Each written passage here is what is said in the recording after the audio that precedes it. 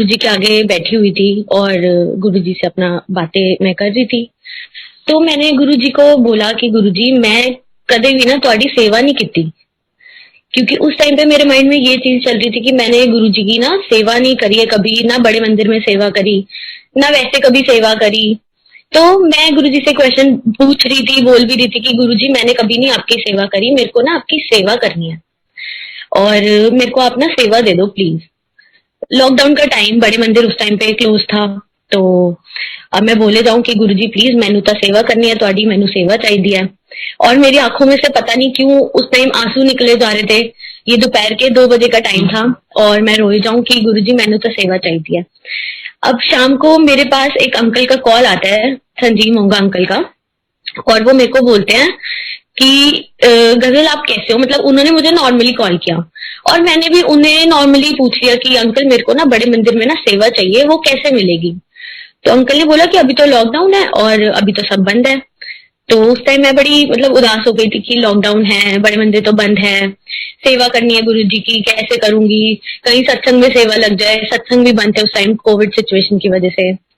तो उसके बाद अंकल का मेरे पास 1 घंटे बाद ना फिर कॉल आया और उन्होंने मुझसे ऐसे ही जनरली पूछा कि गजल डू यू नो इंग्लिश, नहीं डू यू नो ट्रांसलेशन। मैंने कहा मतलब, तो कहते नहीं आप इंग्लिश टू हिंदी ट्रांसलेट कर सकते हो। तो मैंने कहा हाँ जी कर सकती हूँ। कहते नहीं नहीं नहीं प्रॉपर कर सकते हो, लिख भी सकते हो।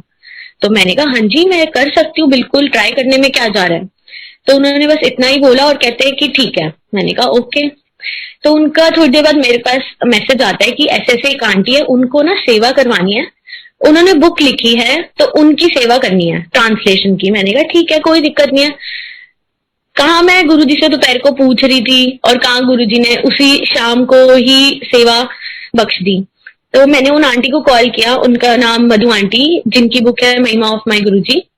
तो मैंने उनको कॉल किया और उनसे मेरी बात हुई तो वो कहते कि आप कर लोगे ट्रांसलेशन।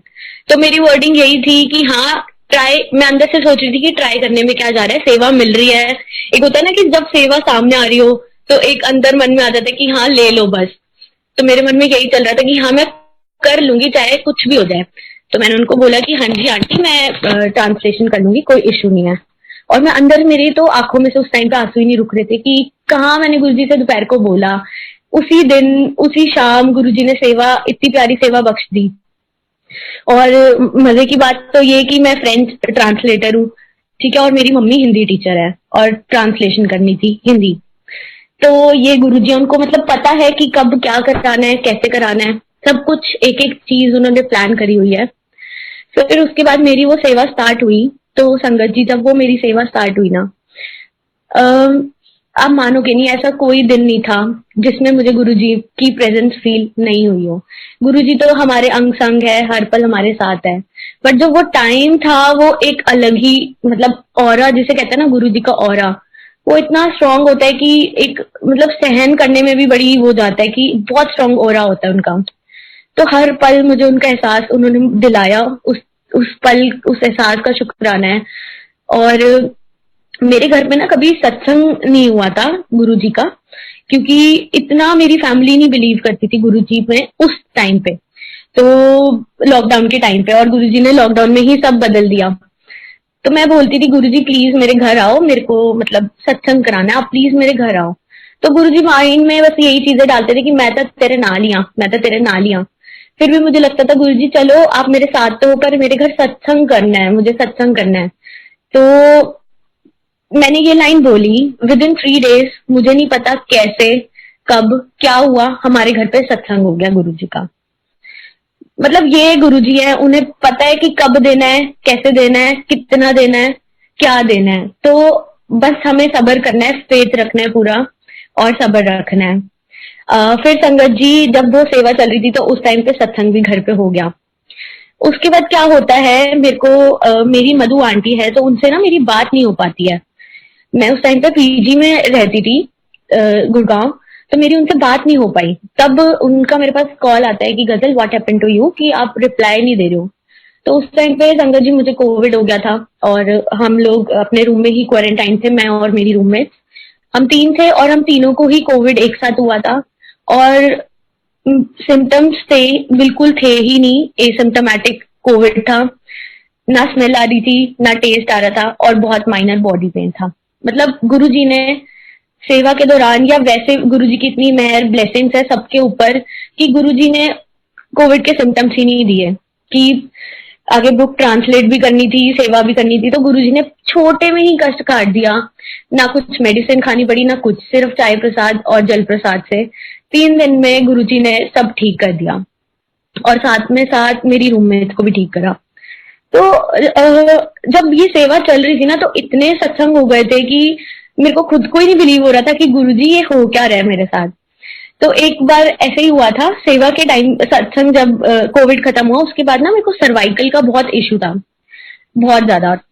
मैं मतलब बैठ नहीं पाती थी, वॉमिट हो जाना, चक्कर आ जाने, लेफ्ट साइड पूरी सुन हो जाना, मतलब इतना ज्यादा मुझे सर्वाइकल हो गया था।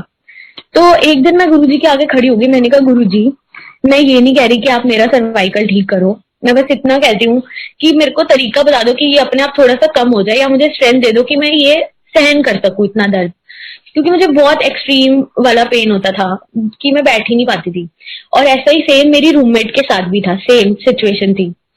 तो क्या होता है, मैं ऐसे एक दिन जब वो रात को मैं गुरुजी को बोलती हूँ कि बताओ गुरुजी क्या करना है, बस अंदर से आया कि गुरुजी मतलब कि मंत्र जाप कर और सो जा। संगत जी, मैंने मंत्र जाप किया और पीछे रब किया और मैं जाके सो गई। और आप मानोगे नहीं, वो दिन था और आज का दिन है, मुझे जिंदगी मतलब उस दिन के बाद से कभी ना सर्वाइकल का पेन नहीं उठा। मतलब एक माइनर सा पेन हो, कुछ भी नहीं, मतलब वो पेन ऐसे गायब हो गया था, गुरुजी ने वो पेन ही खत्म कर दिया। तो सिर्फ एक विश्वास है कि हाँ, हमें पता है कि हमारे गुरुजी बैठे हैं, हम संभाल लेंगे, सब कुछ संभाल लेंगे।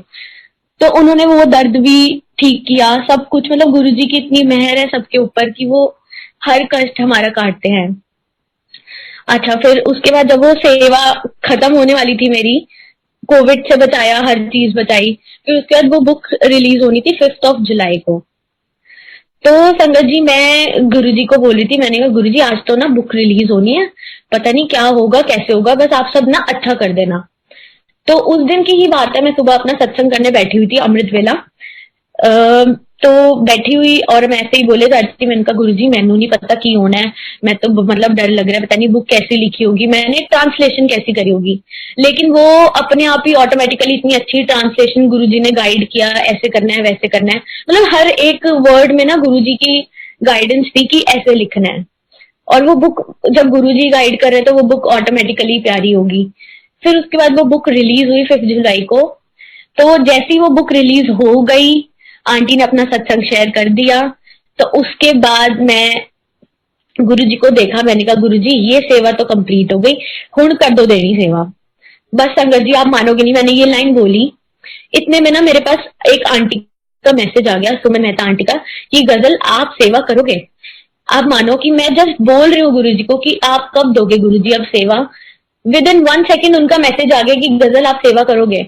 और उन आंटी का मैसेज पहला यही था कि गजल मैं 10 दिन से ट्राई कर रही हूँ आपको मैसेज करने का, पर मैं मैसेज नहीं कर पा रही हूँ, पर पता नहीं आज गुरुजी ने बोला कि मैं आपको मैसेज करूं, तो मैंने मैसेज किया। मतलब ये है हमारे गुरुजी कि मैं सोच रही हूँ, कब सोचा, कैसे सोचा, और कहाँ से वो मैसेज करवा दिया गुरुजी ने।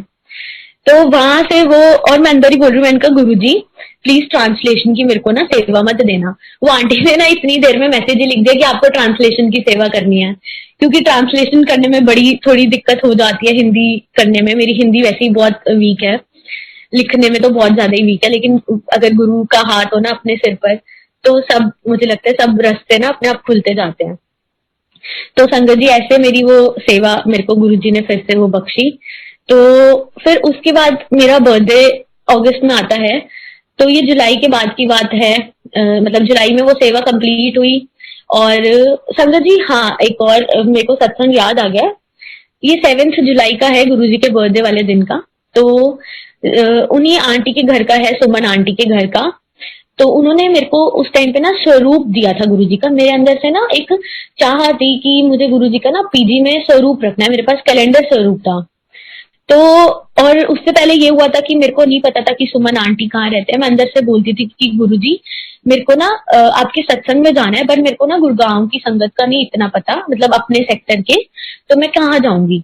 तो उससे एक दिन पहले ही वही सुमन आंटी से 5 जुलाई को मेरी बात हुई थी। तो उन्होंने मुझसे ऐसे ही जनरली पूछा कि गजल आप कहाँ रहते हो? मैंने कहा आंटी मैं गुड़गांव सेक्टर 15 रहती हूँ।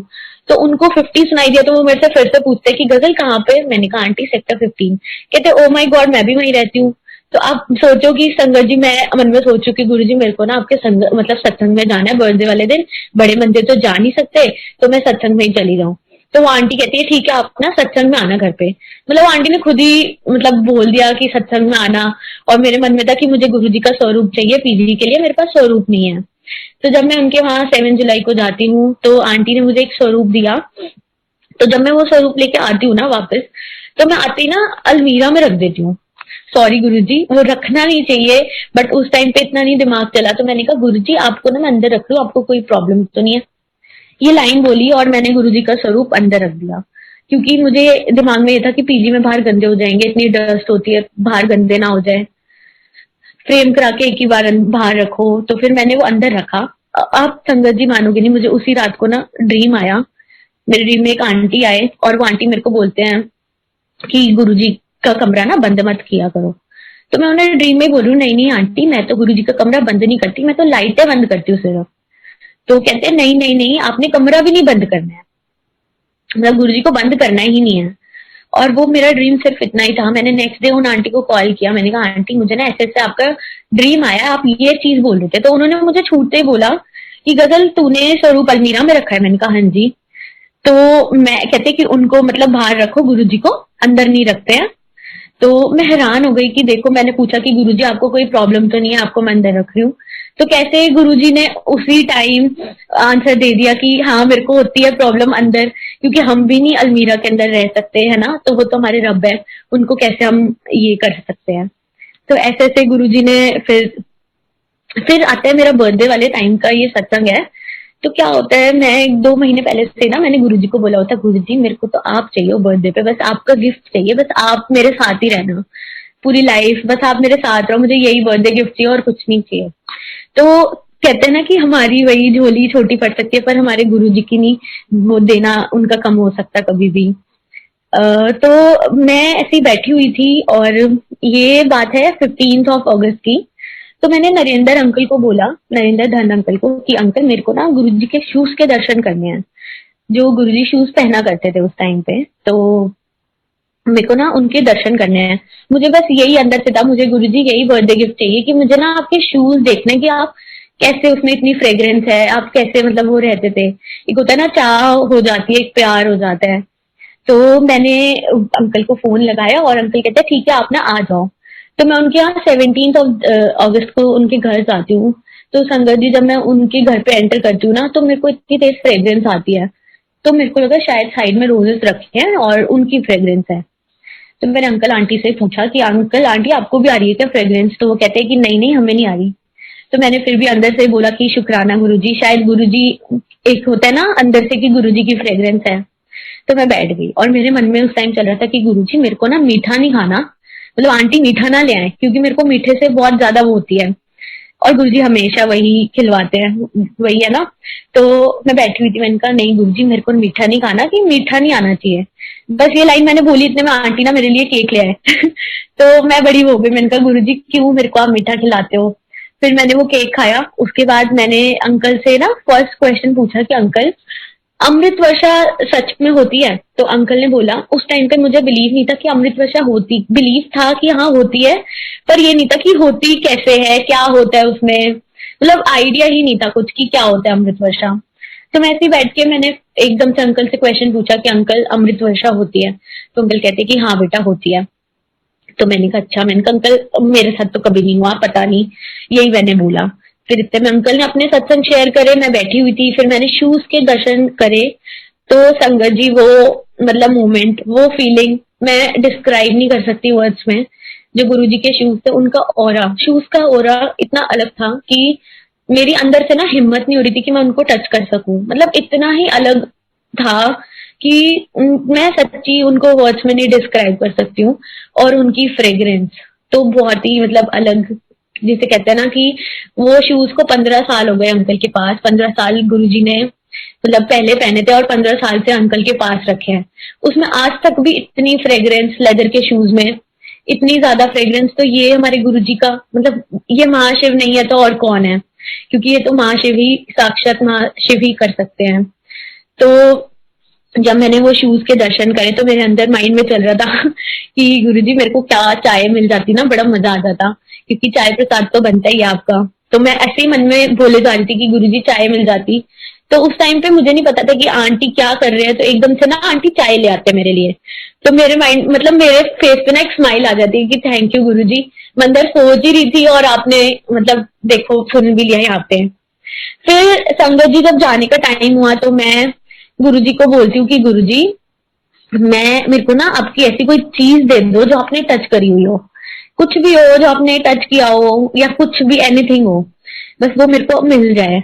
अंदर से मैं ऐसे ही बोल रही थी यही मेरा बर्थडे गिफ्ट होगा गुरुजी, और कुछ नहीं मेरे को चाहिए। बस मैं ये बोल ही रही थी। तो जब जाने का टाइम हुआ तो मैंने अंकल आंटी को बोला कि अंकल आपके पास स्वरूप है गुरुजी का? तो वो बोलते कि हाँ हाँ स्वरूप है। तो इतने में अंकल आंटी दोनों ऊपर जाते हैं, मुझे नहीं पता गुरुजी उनको क्या बोलते हैं। तो वो नीचे जब वापस आ रहे होते हैं ना, कहते हैं ये लो ये गुरुजी का चोला है। और वो मोमेंट बहुत अलग था। वो चोला मतलब ये था कि बड़े मंदिर के जो कुशन कवर्स होते हैं ना, जिसपे गुरुजी बैठते थे, तो वो थे। बस ये था कि हाँ गुरुजी की कोई ऐसी चीज चाहिए, तो गुरुजी ने वो भी सुना।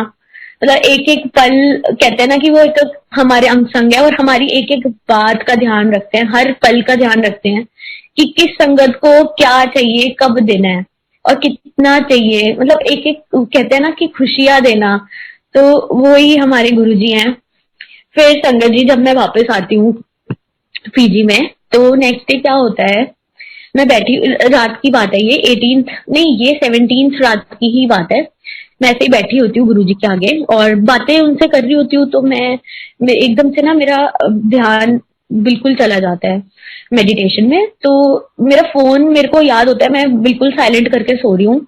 मुझे नहीं पता मेरा फोन कैसे उस टाइम पे वाइब्रेट किया, मेरी एकदम से आंखें खुल गई और मैं देखती हूँ कि गुरुजी का जो स्वरूप है, गुरुजी हमेशा कहते थे कि जो मेरा स्वरूप है ना उसमें मैं रियल होना हूँ, मतलब उसमें मैं रियल होता हूँ। और उसमें क्या हुआ उस टाइम पे जब मेरी आईज खुली तो गुरुजी की मूवमेंट होने लग गई। तो मैं डर गई एक बार को कि अकेली, उस टाइम मैं अकेले रहती थी और मेरी जो साइड में था ना वो एक प्लॉट खाली रखा था, तो मैं और ज्यादा डर गई कि ये क्या हो रहा है मेरे साथ। तो मैं गुरुजी को जब देखने लगी तो उनकी पहले तो कॉलर हिला, मेरे पास व्हाइट कलर का स्वरूप था तो कॉलर हिलने लग गया। मैं और डर गई, मैंने कहा गुरुजी ये क्या हो रहा है, कहीं मेरा वहम तो नहीं है कि आप हिल रहे हो, पता नहीं क्या हो रहा है। मैंने बस ये मन में ऐसे क्वेश्चन किया ही अपने आप को कि कहीं मेरा वहम तो नहीं है कि गुरुजी हिल रहे। इतने में आईज उनकी साक्षात ब्लिंक हुई। तो वो जो मूवमेंट था वो बहुत अलग था। मतलब मेरी आंखों में से तो आंसू टप टप टप होने लगे कि ये क्या हो गया। और मैं अंदर से ना डर भी रही थी कि ये क्या हो रहा है मेरे साथ, क्योंकि उनका ऑरा इतना स्ट्रांग होता है, हम नहीं इतना सहन कर पाते हैं। तो एकदम से ना वो आईज ब्लिंक हुई, तो मैंने एकदम से बहुत कंसंट्रेशन से उनकी तरफ देखा कि ये हो क्या रहा है।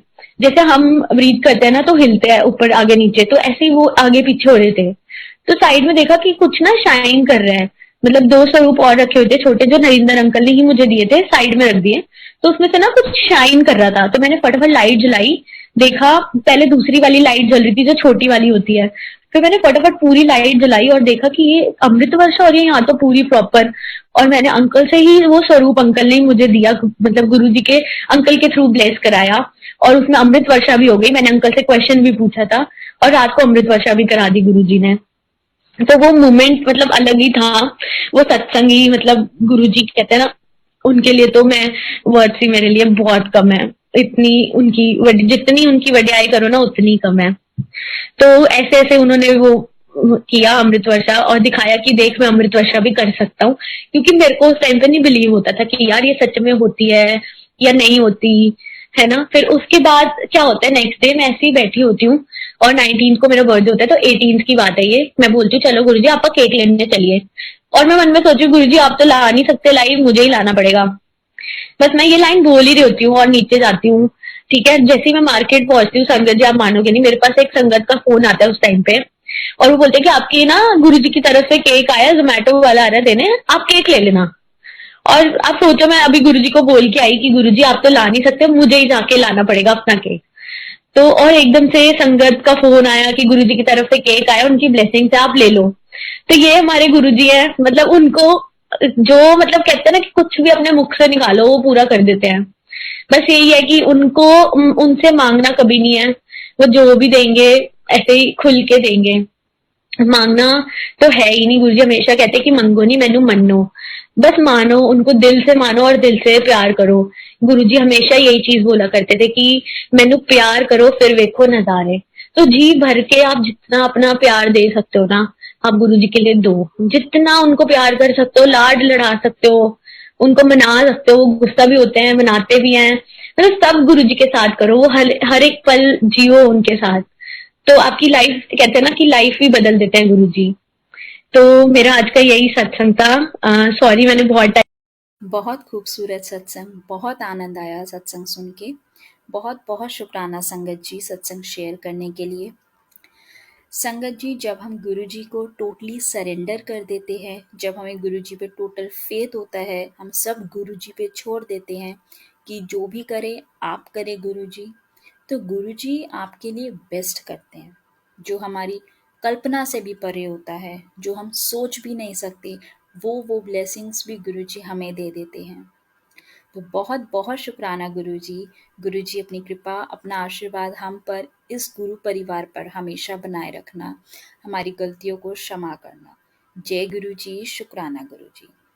संगत जी, जैसा कि आप सब जानते हैं कि गुरु जी अपने सत्संग के माध्यम से, ग्रेस के माध्यम से बहुत संगत लोगों को उनके सवालों के, उनके परेशानियों के जवाब देते हैं। तो प्लीज़ आप सत्संग को सुनने के बाद इसको शेयर या फॉरवर्ड ज़रूर किया कीजिए।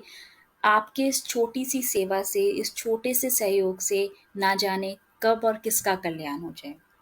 जय गुरु जी, शुक्राना गुरु जी। जय गुरु जी संगत जी, ब्लेसिंग्स ऑलवेज गुरु जी पेज पे आपका स्वागत है।